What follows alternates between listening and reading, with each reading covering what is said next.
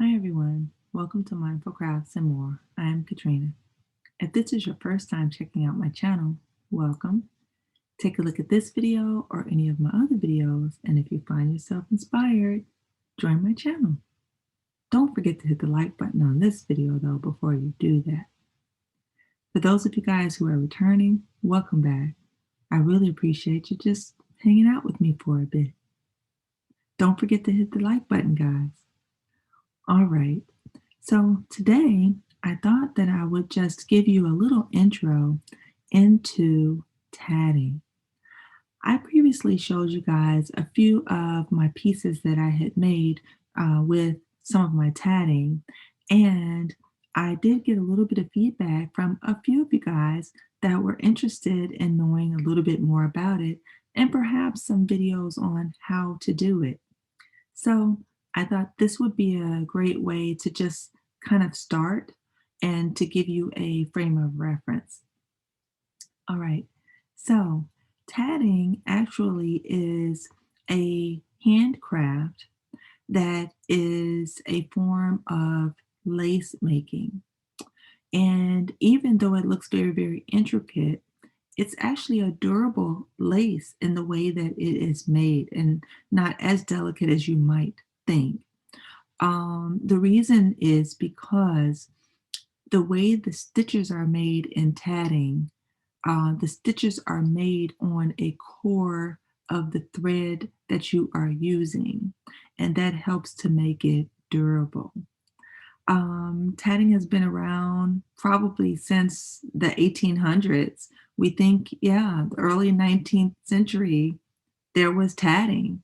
And we believe that maybe it could have been inspired perhaps from fishermen and sailors who used the ropes and cords when they were at sea, and they would make items with those ropes and cords and then bring them back as gifts to their loved ones when they returned.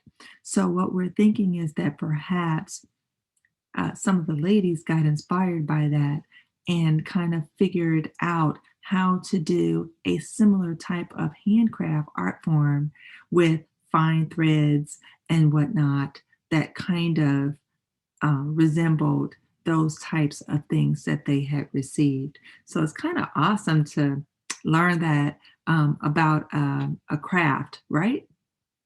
Okay, so specifically what tatting is it's a series of either knots, which are like half hitch or whole hitch knots that are made, um, or loops that are made. So the knots are put together in the form of something called a double stitch, and the loops are made to create spaces in areas of attachment, and those are called picots.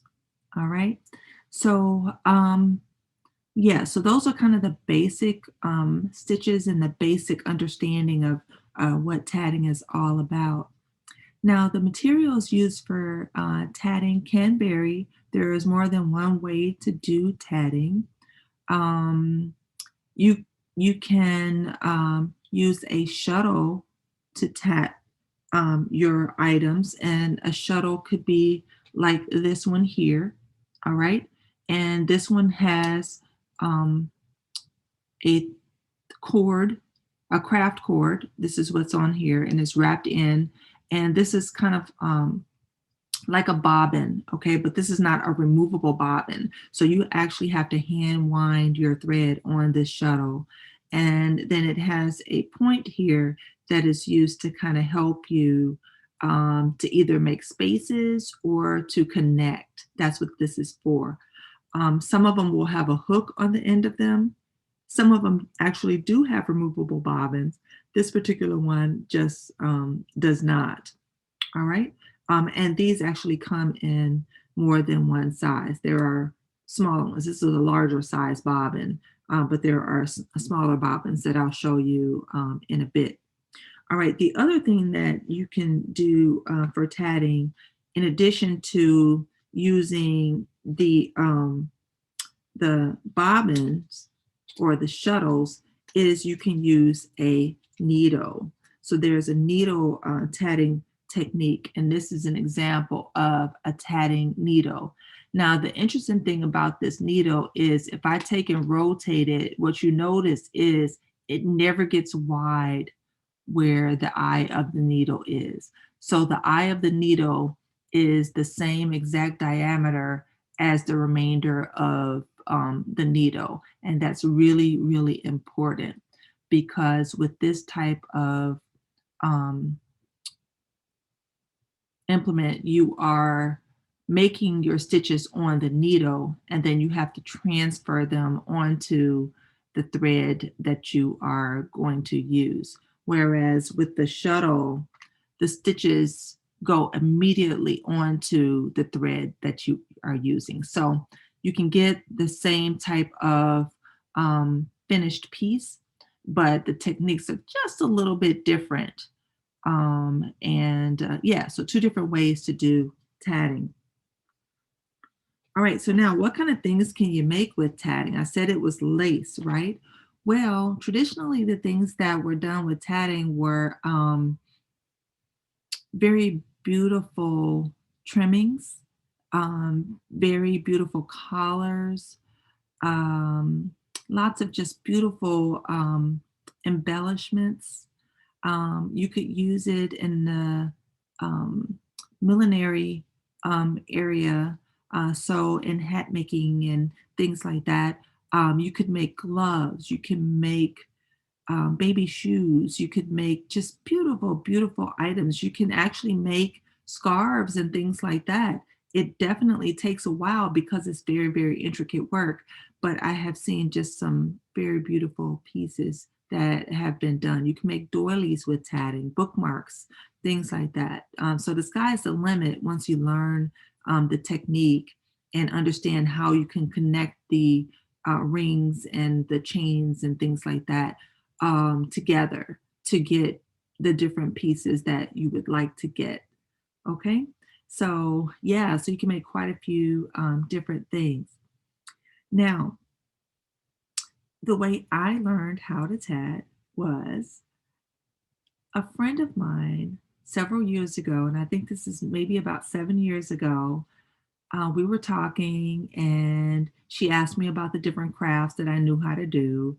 And I explained to her that I was kind of all over the place and had learned over years how to do so many different things. And she told me that her adult life, what she wanted to learn how to do was tat. And I thought, wow, that's really interesting. Well, my grandmother had gifted me a book, and the book was entitled Learn How. And I'm not sure if any of you guys have ever seen this book before, but it's a wonderful book. It was in paperback and it basically covered many needlecraft um, how to's. So in there was weaving and knitting and crocheting and embroidery and tatting and just all these different things with instructions and patterns. And if I'm not mistaken, the book is by Coates and Clark. And yeah, so I had the book and I saw how to do it, but I had no one to teach me how to tat. And so she challenged me, and in challenging me to learn how to do it, I not only learned how to needle tat, I also learned how to shuttle tat.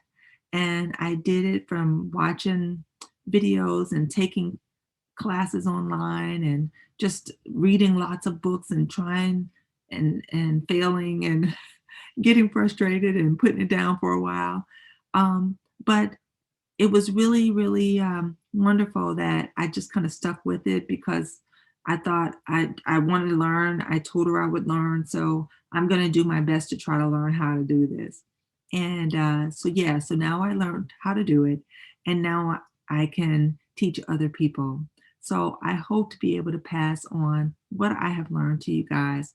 Hopefully, in doing that, I can help you to be inspired, and maybe if you don't get to the point that you are an expert making lots and lots of things, hopefully I can teach you how to make just a few items so that you too will know and understand this particular handcraft tatting.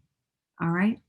So now I'm going to talk about the different materials needed because I would like to do a few beginner projects with you guys. And I want you to make sure that you have all the things available if this is something that you're interested in learning how to do. So first off, you'll have to kind of decide if you want to learn how to needle tat or learn how to shuttle tat. For me, needle tatting is a good way to begin, okay? And then perhaps later then progress to the shuttle tatting. There is part of the technique of shuttle tatting, transferring the loop and things like that can be a little frustrating at first. But with the needle tatting, you don't have to do that. So I would suggest perhaps consider starting with the needle tatting. Now, there is a book available, and it is written by Barbara Foster. And this book here is Learn Needle Tatting Step by Step. It's a wonderful book, and the one that I purchased actually came, as you see here on this sticker, with um, a free extra needle. And this particular one, you can purchase it with or without the needles. And so I purchased it with the needles. And then they give you a bonus extra needle for very, very fine thread. So it's a wonderful book. It does give you a few easy patterns to begin with, and it gives you the basics on how to do needle tatting. This is available on Amazon. Okay, so this is a good way to start. And if you get this particular thing, I think the only thing that you might need um, in addition to this would be a steel crochet hook that's a 0.5 millimeter, so a very small one. A bigger one you might be okay with, but a 0.5 would work just right. Great. Okay, so that's starters.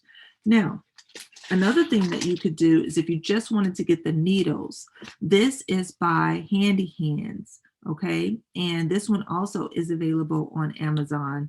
It comes complete with 4 different size needles that take you from extra fine threads all the way up to sport or baby weight yarns, okay? But then they also have a different one for larger threads, which will take you from most of your 100% cottons all the way up through chunky weight yarns. So believe it or not, you could actually use a chunky weight yarn and do tatting, guys, once you learn the technique, okay?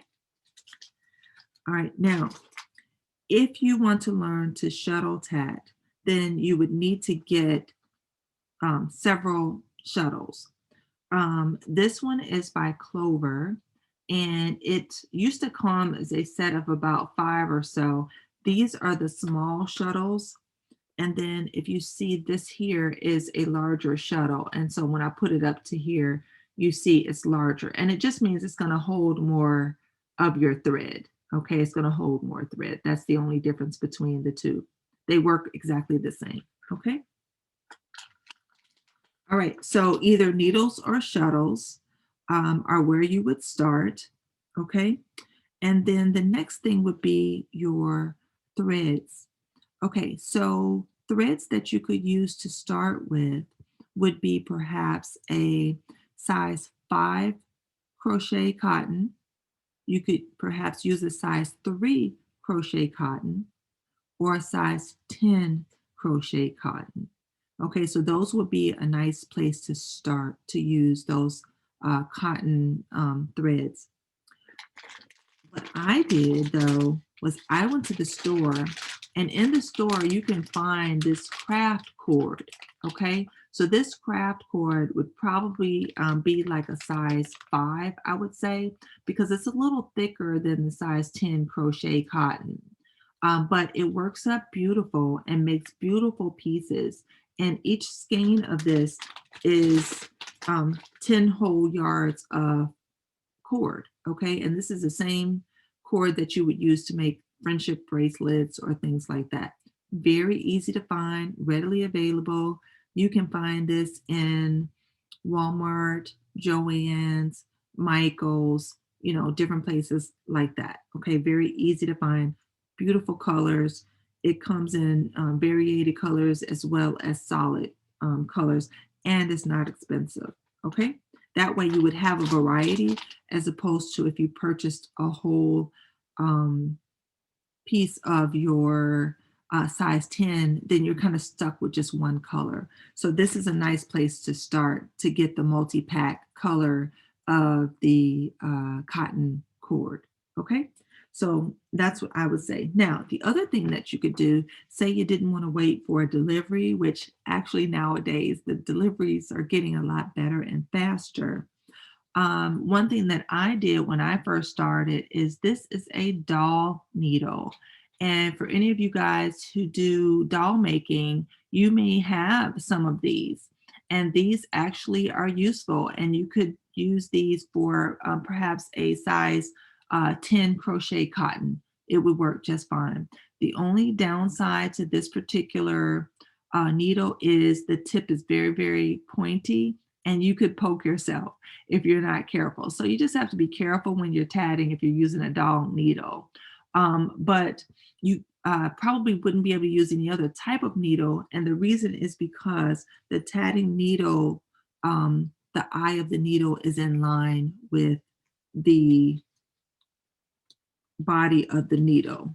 And again, if I take it and I turn it like this, you can see that the eye of the needle is in line. It doesn't bulge out. And that's really, really important because you're putting your stitches on this core on the needle, and then you're pulling your core thread through when you're done and you're ready to complete that particular portion of it. So if it expanded out, it wouldn't be able to do that. So that's really, really important.